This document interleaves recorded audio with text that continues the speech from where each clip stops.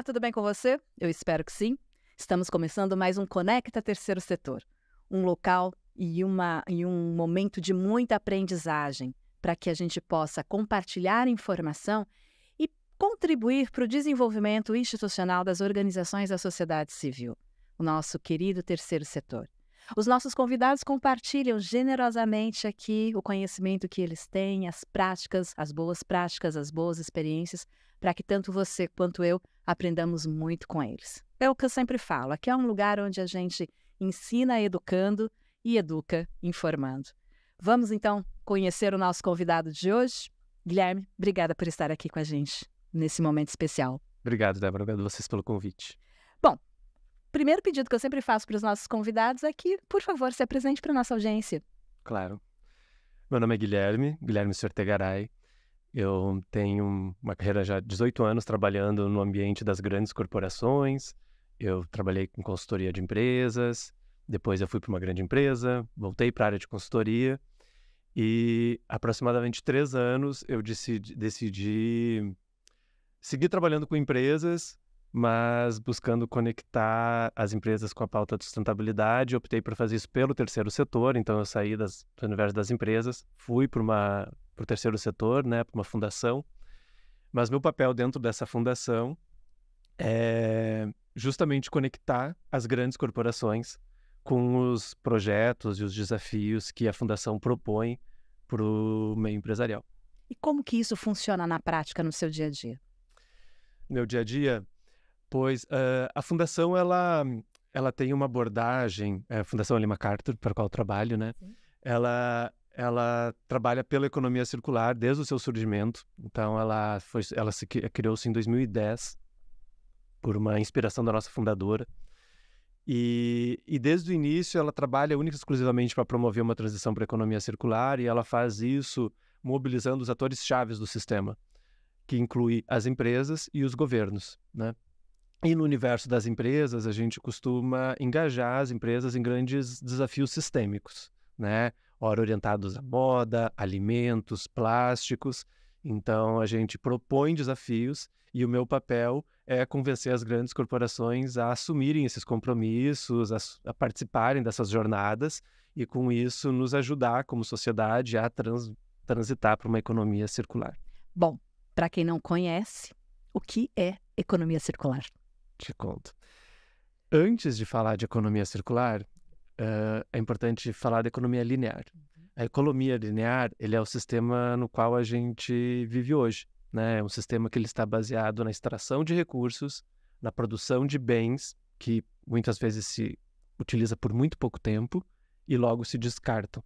Então, ele é um sistema com muito desperdício e muita ineficiência, que nos deu condições, nos brindou crescimento por muito tempo, né? Então, desde a Revolução Industrial, a gente encontrou nesse modelo uma forma de atender às necessidades humanas, gerar crescimento, gerar prosperidade, até que a conta parou de fechar, né? A gente começou a perceber que esse modelo, ele começou a esgotar os recursos do qual esse modelo depende. Então, ele se mostrou insustentável do ponto de vista ambiental, mas também do ponto de vista econômico, sabe? E gerou uma tríplice crise humanitária, vamos assim dizer, né? Essa crise climática que a gente vive, uma crise de poluição e uma crise de perda de biodiversidade, né? A economia circular, ela se coloca como uma estratégia para a gente enfrentar esses 3 grandes desafios, né? Esse desafio climático, de poluição e de biodiversidade, ao mesmo tempo que ele gera prosperidade, renda e crescimento econômico para as pessoas, para a sociedade e para as empresas, né? Então, ela é uma ideia muito ampla de revisão das bases desse modelo, que propõe um novo sistema, né, que funcione segundo 3 princípios gerais. O primeiro deles é que consigamos eliminar o resíduo e a poluição já pelo desenho dos nossos produtos, né? Então, se hoje você consome um produto e gera um resíduo ao final, como que eu posso repensar esse produto para que esse resíduo já não exista desde a concepção do produto? O segundo princípio sugere que a gente circule os materiais na economia. né? Então, uma vez que esse produto chega na economia, ou esse material do que ele é feito, que esse material permaneça na economia com o seu valor original pelo máximo tempo possível.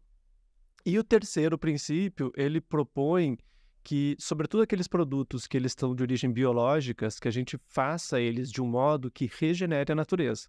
Se nós pensarmos bem, hoje, para a gente obter todos os alimentos que a gente tira da terra, a gente tem que agregar muita água, a gente agrega muitos fertilizantes químicos, ou seja, a gente está esgotando aquela terra de onde vem o alimento. Então, a gente tem que aprender a produzir não só alimentos, mas outros biomateriais de um modo mais parecido com que a floresta produz coisas. Tu nunca olha para uma floresta e fala, não, chega de floresta, porque se tiver mais floresta, vai acabar os recursos da terra. Não, é o contrário. Quanto mais floresta, mais rica é aquela terra, mais rico é aquele bioma. Então, a gente tem que aprender com a natureza como produzir esses materiais de uma forma mais similar ao que uma floresta, por exemplo, nos entrega, né? Então, um modelo em que quanto mais a gente produzir, melhor será, porque as bases desse modelo é regenerativo. Você falou sobre economia linear, começou sua fala sobre isso. Há ainda pessoas que defendem o discurso de que é assim mesmo que tem que ser e vai ser durante muito tempo, que essa ideia de circularidade não é para o nosso tempo? A gente vê muitos discursos negacionistas no âmbito, né, das discussões climáticas, né? Mas nem vou entrar nesse extremo da conversa, né? Eu acho que até dentro das pessoas que estão buscando uma saída, né, a gente vê alternativas que são uma abordagem de fazer menos dano, ou seja, aceita-se o sistema linear como um fato e busca-se mecanismos simplesmente para mitigar os danos desse modelo, né? Por exemplo, buscando puramente, né, uma nova matriz energética para a tua empresa, né? Você está reduzindo a emissão de carbono, tá, mas você continua extraindo aqueles mesmos recursos da natureza que você precisa para produzir o bem, continua gerando aquele mesmo volume de resíduos, ou seja, de alguma forma a crise de poluição e a crise de biodiversidade não está sendo atacada. A gente está simplesmente tentando resolver uma questão climática que é simplesmente tirar um pouco o problema da frente. Ou então você é uma fábrica que produz embalagens ou produtos que vão numa embalagem, aí você vê aquele monte de lixo de embalagem e fala, meu Deus, o que eu faço com esse lixo? Daí você pega aquele lixo e queima para fazer energia. Tu tá tirando o lixo da frente, tá resolvendo o problema de poluição, mas assim, não é sustentável, porque tu vai continuar fazendo embalagens, para isso tu vai continuar indo na natureza, pegando mais matéria virgem, que um dia vai acabar, ou seja, continua pressionando a nossa perda de biodiversidade e emitindo muito CO2, porque esses plásticos para virar embalagem emitem muito CO2, ou seja, sempre tem uma ponta solta, né? Então, eu acho que mesmo dentro das discussões de quem está buscando uma saída para essas crises planetárias, a gente precisa entender que existem sim soluções que são necessárias de mitigação dos danos que esse sistema linear tem, mas a gente também precisa de uma visão mais ousada, né, de como a gente pode construir um sistema em que essas externalidades negativas sequer existam, né? E a economia circular, ela tem essa ambição, ela tem essa visão, né? Então, por vezes, a gente se encontra ali no meio do caminho, mesmo das pessoas que estão buscando uma saída, com algumas tentando ponderar um pouco, né, quanto de investimento eu coloco nesse modelo de mitigação e quanto investimento eu reservo para aquilo que é o futuro, aquilo que é um mundo efetivamente mais circular, né, em que essas externalidades sequer existam, né? Então a gente precisa dosar um pouco esses investimentos. Mas quem faz esses investimentos tem esse olhar e aceita esse discurso para além da mitigação?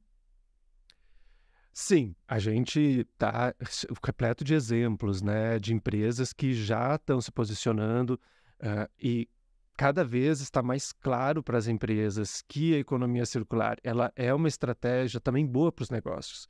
Isso é um ponto importante, né? Porque a partir do momento em que a gente busca só a mitigação, você está trazendo um ônus para o sistema econômico que não gera, de alguma forma, nenhum bônus em termos de novos negócios, novas oportunidades de crescimento, né? Quando a gente fala de economia circular, a gente está mudando as bases desse sistema, né? Pensa num carro. tá? Um carro hoje, a gente produz muitos carros, esses carros, eles ficam 80% 92% é o dado mais preciso, estacionados dentro da garagem. Esse é o tempo médio que um carro fica estacionado, sem uso. E quando está em uso, ele geralmente leva só uma pessoa, né? É extremamente ineficiente. E aí, quando você fala aqui como a gente leva a indústria automobilística para um mundo mais sustentável, a gente vê muita discussão, não, tem que fazer carros elétricos. Isso aí só está resolvendo uma parte do problema. A gente continua tendo um monte de carro indo para o mercado, o sendo usado muito pouco, logo virando sucata, mais carro. Para fazer carro, tu precisa de borracha, minério, são muitos materiais que estão acabando. Está ficando mais caro para a indústria, a margem deles vai diminuindo, porque eles estão vendo esses recursos ficando mais caros e escassos. O que uma economia circular propõe? Repense tudo. Você tem que, em primeiro lugar, redesenhar seu carro para que ele possa ser remanufaturado. Então, vamos entender as peças, entender quanto cada peça, qual é a vida útil de cada peça. Tem peça num veículo que pode durar 500 anos. Tem peça que tem um desgaste com 4, 5. Então, vamos entender tudo isso. Vamos fazer um sistema de reparo para esses carros mais eficientes. Vamos criar sistemas de remanufaturas para esses carros. E também vamos pensar que a gente não precisa mais ganhar dinheiro vendendo o carro. Eu posso ter uma empresa de carros que alugue carros, né? Que tem esse serviço de carro como um serviço, né?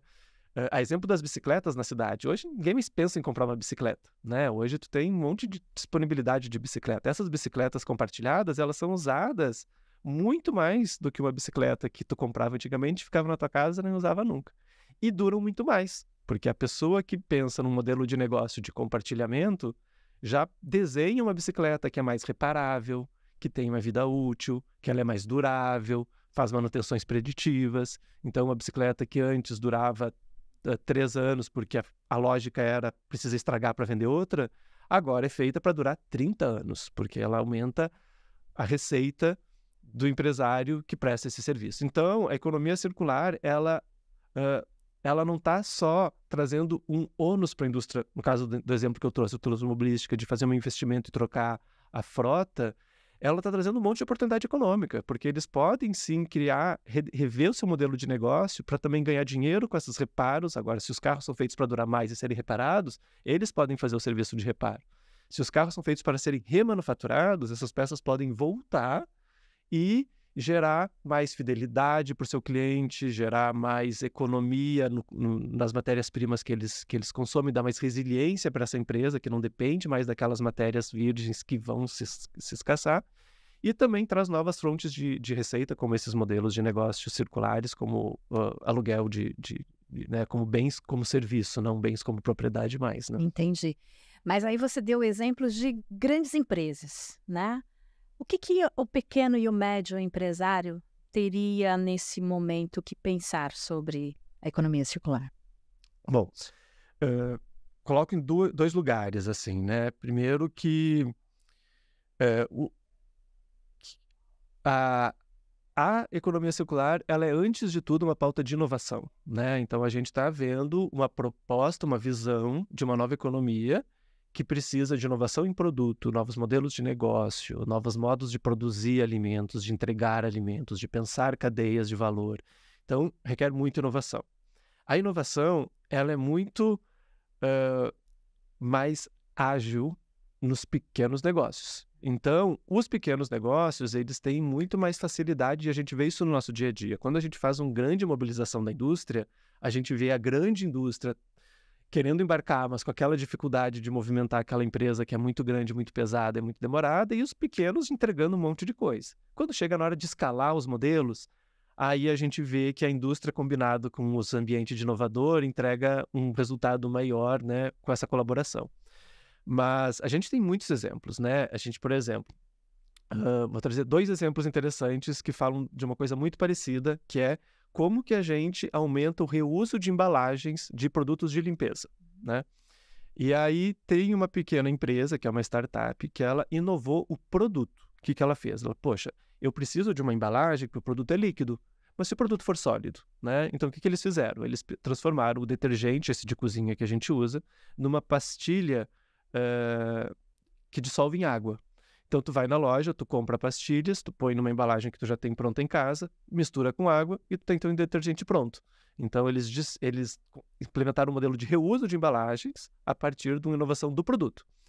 Outra startup, essa do Chile, e eles fizeram a mesma coisa. Vamos fazer reuso para produto de limpeza. Mas eles inovaram a forma de entrega do produto.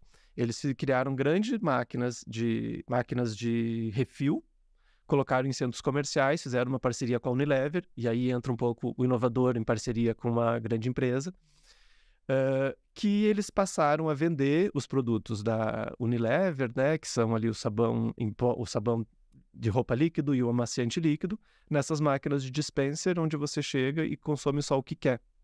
O que também é muito interessante, né, porque hoje, né, quando a pessoa não tem o capital, o dinheiro suficiente para comprar aquele potão grande, né, ele acaba comprando uma embalagem pequena que é o que cabe no orçamento e acaba pagando um pedágio maior, porque esse produto, né, relativamente a embalagem custa mais caro e a pessoa, por menos produto, paga proporcionalmente mais. E essas máquinas não têm isso, porque como a embalagem vem da sua casa, você chega lá e pode comprar 50 ml, 30 ml ou 2 litros e todo mundo está pagando só pelo produto. Então, eu trouxe 2 exemplos em que as inovações vieram de pequenas empresas e que, num dos casos, inclusive, houve depois uma associação com uma grande empresa para dar escala para o modelo, tá? Mas eu te trago também um outro exemplo de como a economia circular gera oportunidade para as pessoas em geral, né? Pense que hoje, quando a gente tem esses produtos como os telefones, nesse modelo linear, eles desenham esses produtos lá nos Estados Unidos, né? Fabricam na China, vem para o Brasil, a gente consome eles e descarta. Então, a gente fica com o consumo e o descarte, né? Se esses produtos numa economia circular, eles vão ser feitos para serem reparados e remanufaturados. A partir do momento que esses produtos forem pensados para isso, certamente essas operações de reparo vão ser locais, né? Essas operações de remanufatura, de desmontagens, acondicionamento das peças, vai ser feito localmente. E agora imagina isso para telefone, para máquina de lavar roupa, para roupas, para sapatos, né? Quanto emprego isso vai ser gerado localmente, né? Então, vamos voltar com o costureiro, com o sapateiro, com aquele mecânico das máquinas de lavar, mas de um jeito pensado para ser assim, sabe? Em que as empresas vão construir equipamentos pensando como as peças se separam mais facilmente, como que essas peças podem ser usadas em diferentes produtos, né? Então, essa vai ser a regra do mercado. E esses operadores de reparo e de remanufatura não vão ser heróis do reaproveitamento. Eles vão simplesmente executar o que foi pensado desde a concepção do produto. Então, vai ser muito mais fluido, eficiente, fácil e com geração de muito emprego e renda para, enfim, toda a comunidade local. Vamos falar, antes de falar do cidadão, vamos falar do consumidor. Muitos gostam sempre de lançamento do momento, vou lá comprar. Lançamento do momento, seja em qual área for. Como mudar a mentalidade desse consumidor para entender essa lógica do remanufaturado? Ótima pergunta. A gente encontra muito essa provocação, que é como quase uma autodefesa de alguns agentes que talvez deveriam ser protagonistas desse processo de transformação. Sim. Mas fato, assim, realmente, o consumidor ele tem um papel muito importante. As escolhas que eles fazem, muitas vezes, definem a forma com que operam alguns agentes econômicos. Mas é interessante pensar que nós não éramos assim, né? Então, assim, essa nossa vontade de ter a roupa da moda, isso é uma novidade, né? A gente voltar 50, 60 anos atrás não era assim, sabe? A gente fazia a nossa roupa, as roupas elas eram sem estampas, sem a marca do momento, né? Elas eram roupas. E a gente estava bem, a gente estava feliz, a gente achava bonito, né? Quem criou esse desejo para nós? Foram as mesmas empresas que operam essas grandes corporações, né? De alguma forma. Então, a gente acredita que assim como essas empresas têm que rever os seus produtos e seus modelos de negócio, também elas têm que rever as suas estratégias de marketing. Elas que, e quando a gente fala de roupa, isso é muito emblemático, né? Mas com certeza se aplica a outros setores como alimentos e carros e bens de consumo. Mas as roupas é muito emblemático, tá? Porque a roupa é um setor que tem essa consumo e produção de uma forma muito frenética. A gente se acostumou a ter roupa que não usa. Alguns dados muito interessantes. De cada 10 roupas que a gente tem no armário, a gente só usa 3. Outro dado muito impactante. A cada segundo, a gente joga num aterro ou numa destinação final um caminhão inteiro de roupas a cada segundo, né? Então, é muito desperdício. Muito desperdício guardado em casa, muito desperdício de roupas e sendo jogada no lixão a todo tempo.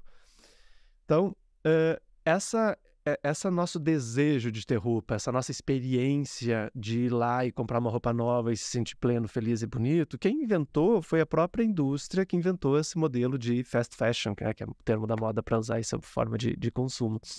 Então, também cabe a eles repensar isso, né? Como é que eles retrabalham esse nosso desejo, essa nossa experiência de consumo em outros termos. Te trago um exemplo da moda que é muito interessante nesse sentido. Tem uma empresa mexicana chamada Trocker, que ela se propôs a revolucionar o mercado de revenda de roupas, né? Que é uma coisa que a gente está acostumado, brechó, segunda mão, sempre teve a vida toda, mas eles observaram que isso estava muito ligado a você não ter dinheiro, então você não tinha dinheiro para comprar uma roupa nova, você procurava aquela de segunda mão, ou quando tu queria uma coisa muito específica ou ousada, uma coisa para usar às vezes 1, 2 vezes e não usar mais. Nunca era, tipo, quero uma roupa nova para ir numa festa, vou lá naquela loja de segunda mão. Não era nesse lugar que habitava as coisas, a cabeça das pessoas. Então eles resolveram mudar essa experiência. Então eles criaram uma loja de segunda mão que tinha, primeiro, um site que é igual um site de uma loja de roupa nova. Tu tem lá os modelos, vestidinho com uma roupinha que combina, com uma boa luz, né? Tudo organizado por tamanhos, cores, em que tu vai navegando, igual se estivesse numa loja de marca. Eles também criaram uma loja num centro comercial, onde todas essas lojas de grifitão, só para marcar presença. E eles, vamos também. E eles montaram uma loja bonita, com luz, que tu tem lá umas peças chaves da coleção deles, para você ver, tocar e ver como é que é. E o mais genial, eles pegaram e fizeram parcerias com canais de TV e celebridades para pegar aquela roupa que apareceu na novela, pegar a roupa do apresentador do jornal, pegar a roupa que aquele artista usou numa apresentação e botar na coleção. Então, eles conseguiram com isso dar um valor para aquela peça de segunda mão que é superior ao valor de uma peça nova. E essa mítica que eles criaram contamina toda a coleção. Então, eles conseguiram algo que é muito parte do nosso segundo princípio, que é circular os produtos no seu mais alto valor, né? Então, eles fizeram justamente o que a gente tem que fazer, o que a gente espera também que as empresas de alguma medida façam, que é trabalhar esse desejo do consumidor, né? E o que eles fizeram foi justamente isso. Eles conseguiram gerar uma experiência de compra comparável ou superior ao de uma roupa nova num modelo de segunda mão. Então, é um desafio que sim, os consumidores têm o seu papel, mas será que as empresas não têm como contribuir para isso, né? Para fazer com que as nossas escolhas sejam mais afinadas a essa estratégia de ser uma empresa circular? Então, eu acho que eu tiro um pouco do consumidor essa responsabilidade e prefiro colocar nas pessoas que hoje detêm poder, né? Porque esse sistema que a gente vive econômico foi dando muito poder para as empresas. E eu acho que elas têm, nesse poder que elas têm, força para também mudar os nossos hábitos de consumo, porque elas mudaram já.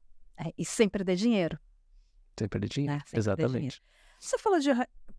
O terceiro princípio é que envolve natureza, né? Exato. O que a gente já entrevistou uma outra pessoa aqui que falou sobre biomimética, que é justamente, né, aproveitar o que a natureza pode nos ensinar para colocar nos produtos, na produção, na indústria. Sob o teu olhar, o que a natureza pode ensinar para a indústria para que ela possa ser melhor? Muito bom. A gente falou pouco de natureza e é muito normal, né? Quando a gente fala de economia circular, as pessoas logo pensam no ciclo técnico das coisas. Ciclo técnico são esses materiais como metais, plásticos, coisas que não são provenientes, não são renováveis e provenientes da natureza. Então, quando tu fala desses materiais, a gente fala disso que a gente estava falando agora, né? De compartilhar, reutilizar, reparar, remanufaturar. Tu não pode falar isso de um alimento. Tu não vai reusar uma banana, reparar uma banana. É outra lógica, né? Qual é a lógica do ciclo biológico, né? É que esses produtos, a gente produza eles, consuma, e aquilo que sobra, que é a casca da banana, volta para a terra para servir de alimento para a próxima banana que virá, né? Sendo bem simplista, é um pouco esse o ciclo fechado, né? E aí a economia circular, né, quando a gente... em cada setor, ela vai obtendo algum caminho, né? Quando a gente fala do ciclo biológico, né? Mas falando dos alimentos, que eu acho que é muito emblemático, né? A Fundação, ela produziu um material há aproximadamente 4 anos atrás, que é The Big Food Redesign, que é o grande redesenho dos alimentos. É um relatório que levou 2 anos para ser feito, que ele propôs um framework para a indústria de alimentos repensar a forma com que os alimentos são desenhados, para que, a partir de novos desenhos de alimentos, a gente gere, provoque o campo para que tenhamos uma nova paisagem no campo. Deixa eu me explicar um pouco mais. Hoje, 60% de todas as calorias que a gente consome provém de 4 plantas. Tá? Trigo, milho, me escapam as outras. Tá? Talvez tá aí a soja também, não lembro. Mas são 4, 60, é muito. É por isso que a gente tem essas monoculturas sem fim, meio industriais no campo, né? E não adianta o produtor de alimentos... Assim, hoje a estratégia dos produtores de alimentos para mitigar os danos do sistema linear é pensar, deixa eu ver quem está produzindo milho regenerativo. Não dá para todo mundo fazer isso, porque o milho, para ser regenerativo, ele tem que estar meio que convivendo com outras culturas, né? Se você continuar só querendo milho, trigo e as outras 2 que eu esqueci, quem vai comprar os outros que são necessários para aquela produção ser regenerativa? Então, essa estratégia de trocar o fornecedor para um fornecedor que tem práticas mais sustentáveis consegue resolver só 30% do impacto da indústria de alimentos. Para a gente ter realmente uma indústria de alimentos positiva para a natureza, a gente precisa repensar o desenho dos alimentos. E aí o que a gente propõe, então, é que a indústria de alimentos, quem desenha os alimentos, adote 3 estratégias. Uma delas é produtos mais biodiversos. Então, para que eu fico fazendo batata só de batata inglesa, se a gente tem um monte de raízes e outras batatas que são do Cerrado, da Caatinga, do Pampa, amazônicas, né, dos Andes? Pegar ingredientes de menor impacto, né? Então, quando a gente fala de leite, a gente tem várias opções de leite de formato vegetal. Quando fala de carne também, hoje tem algumas alternativas de carne. Quando fala mesmo de grãos, né? Quando fala de pão, não precisa ser necessariamente de trigo, né? Quais são os outros grãos que podem ser produzidos? E aí tu começa a gerar uma demanda, né? Eu já falei de 2 ingredientes, um que tu vai favorecer elementos da biodiversidade local e outros que tu vai tornar aquele campo mais plural em termos de produção, né? O que já é positivo. E o terceiro é o aproveitamento máximo dos alimentos. Hoje, a gente está acostumado a só salvar as frutas perfeitas e as outras lixo, né? Ninguém pensa o que vai fazer com aquilo, né? Ou a gente, por exemplo, cacau, a gente aproveita a semente, mas tem o mel do cacau, que ele tem valor nutritivo, a casca do cacau tem valor nutritivo. O resultado disso, 30% de tudo que a gente produz já vira lixo na granja, nem chega a sair da granja, né? Então, adotando essas 3 estratégias, ou seja, como a gente pega e aproveita tudo que aquele alimento que eu já faço produz, como que eu troco ingredientes que hoje são muito problemáticos por ingredientes de menor impacto, e como eu uso ingredientes que são da biodiversidade do local em que eu tô vivendo. Isso tudo combinado, sim, com uma produção regenerativa que pode entregar um impacto positivo para o meio ambiente. Aí tem uma história muito interessante, que inclusive a gente contou essa história nessa jornada dos alimentos, né? Se você entrar lá no site da Fundação Alimentos, você vai poder ter acesso a esse relatório e também a alguns vídeos que a gente fez aqui pela América Latina, contando histórias mesmo de pessoas que estão fazendo e está dando certo. E aí tem tô tentando lembrar o nome da empresa, esqueci, mas ela é peruana, eles fazem batatas, essas batatas que a gente come como snacks, né? Que tipicamente são sempre batata inglesa, e o que eles produziram foi batatas usando espécies autóctonas dos Andes.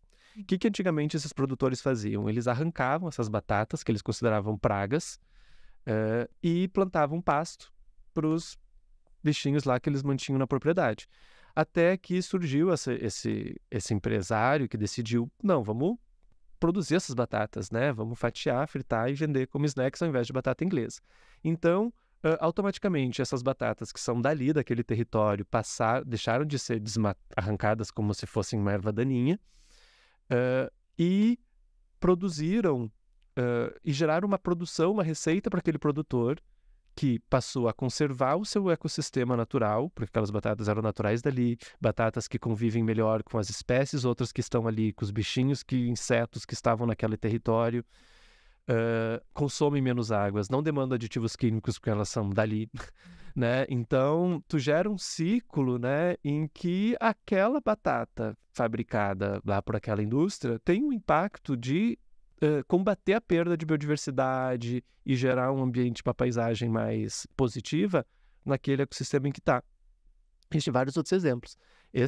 A continuação desse nosso relatório, a gente fez um chamado para as empresas, que é tipicamente o que a Fundação faz. A gente faz um grande relatório, depois chama as empresas, agora vamos botar em prática.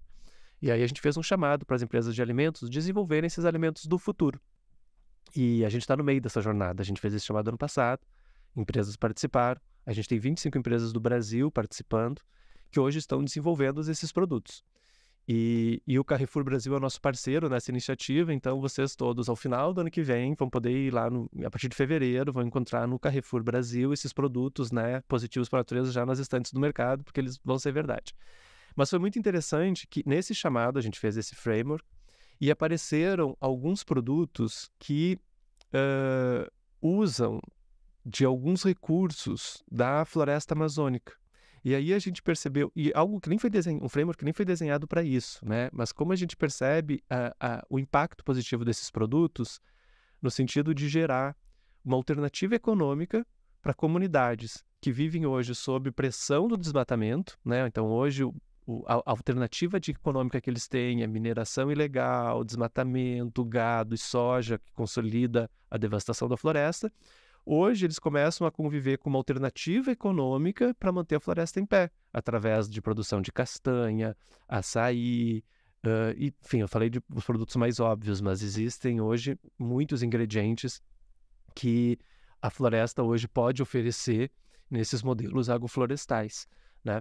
Então, esses são exemplos, né, de como esses princípios da economia circular aplicadas à produção de alimentos, mas também outros biomateriais, pode sim ter um impacto regenerativo dos ecossistemas. Falando para o cidadão, como que ele pode aplicar no dia a dia, como a gente, eu e quem está assistindo a gente, nós podemos aplicar no dia a dia a economia circular? Ótimo.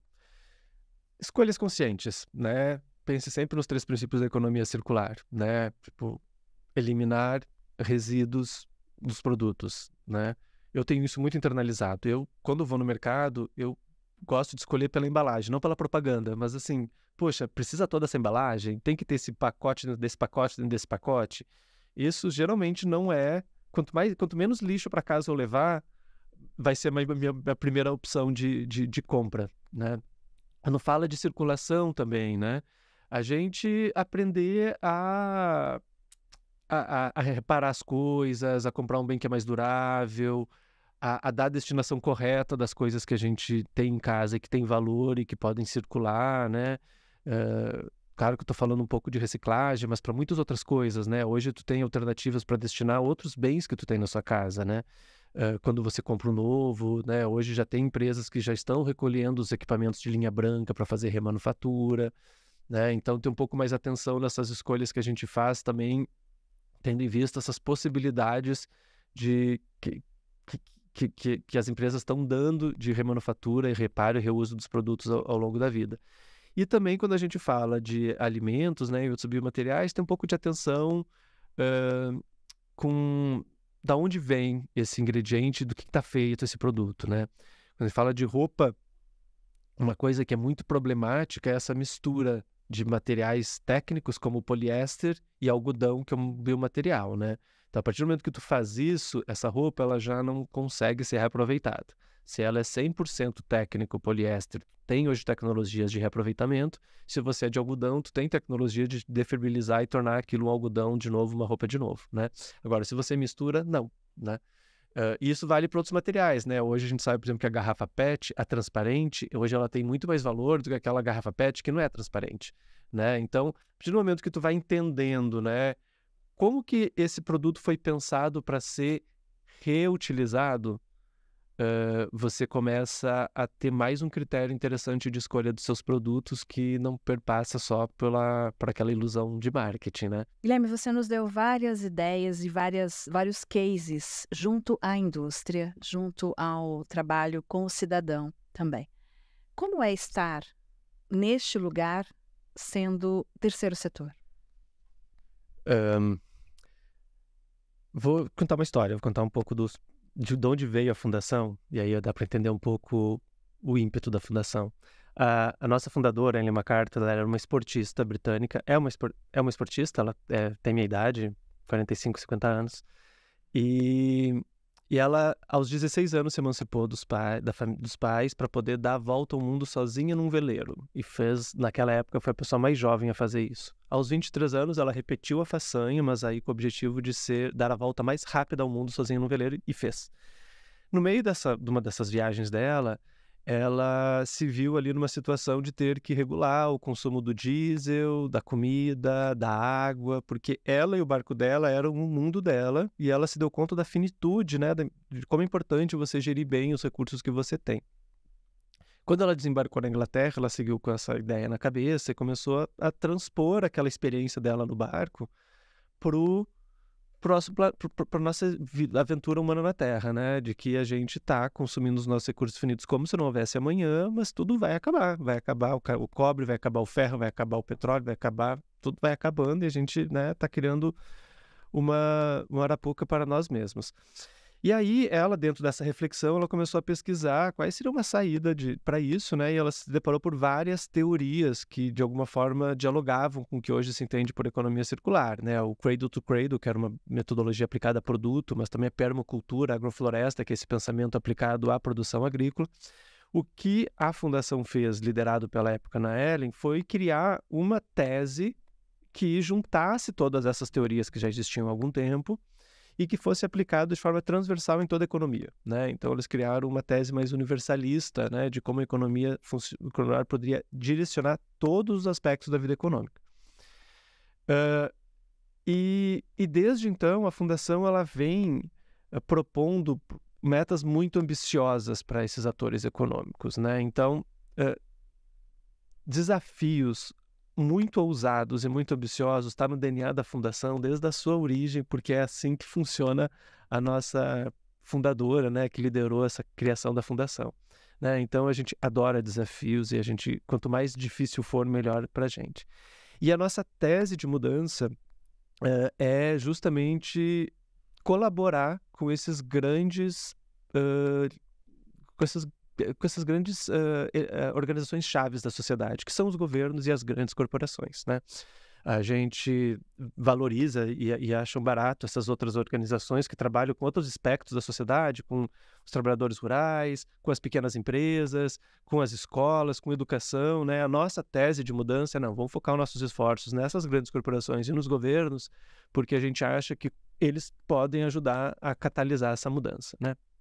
Então, a Fundação ela construiu um espaço em que eu particularmente me sinto muito confortável, porque eu venho desse mundo das grandes corporações, né? Então é uma fundação que tem uma causa que eu considero muito bacana, é uma tese que para mim faz muito sentido do ponto de vista ambiental, social e econômico, e eu consigo usar das minhas competências que eu construí ao longo da minha vida toda, que é entender bem essa linguagem das grandes corporações, né, e como construir estratégias e fazer planos para implementar essas estratégias dentro dessas empresas, tá? Então, eu particularmente sinto muito confortável, e a Fundação, ela opera nesse espaço muito bem delimitado, né? Então, a Fundação também, ela tem muito conforto, ela opera num cenário que foi uma opção dela estratégica e ela tem muita relevância. Assim, hoje a Fundação, ela, de fato, ela tem o protagonismo dessa narrativa. A gente colabora com várias outras organizações que também falam economia circular, mas de alguma forma a Fundação ela tem um certo protagonismo na definição do que é e dos princípios e como isso se aplica. E ela conta com uma reputação muito grande com governos e com empresas, né? Ao passo que a gente, hoje, uma das grandes capitais que a Fundação tem é a capacidade de fazer com que essas grandes corporações assumam compromissos e desafios muito ousados, igual o que a Ellen lá atrás topou fazer, pois as empresas, a gente observa que as empresas elas assumem compromissos que depois elas se dão conta que é bem difícil e que elas precisam de ajuda e correr atrás, mas elas se comprometem voluntariamente em algumas dos desafios que a Fundação propõe. E é esse o motor que a gente precisa para fazer a transição ir para frente. Ou seja, a gente precisa que empresas e governos que queiram liderar a transição assumam desafios ambiciosos e ousados para ir levando a sociedade para um mundo mais circular e, enfim, e que torne o mundo um lugar mais sustentável e disponível para as próximas gerações. Guilherme, muito obrigada pelo seu tempo, pela generosidade de compartilhar o que você sabe aqui com a gente. Obrigada mesmo. Vocês pelo convite. E eu gostaria de agradecer você também que esteve aí conosco desde o começo e tenho um pedido para te fazer. Compartilhe esse vídeo com aqueles que você acredita que precisam aprender ainda mais sobre o desenvolvimento institucional do terceiro setor, sobre economia circular. E vamos fazer junto essa corrente do bem. Vamos espalhar muito conhecimento e muitas coisas boas por aí. Muito obrigada pela sua companhia e eu te vejo na nossa próxima entrevista. Até lá!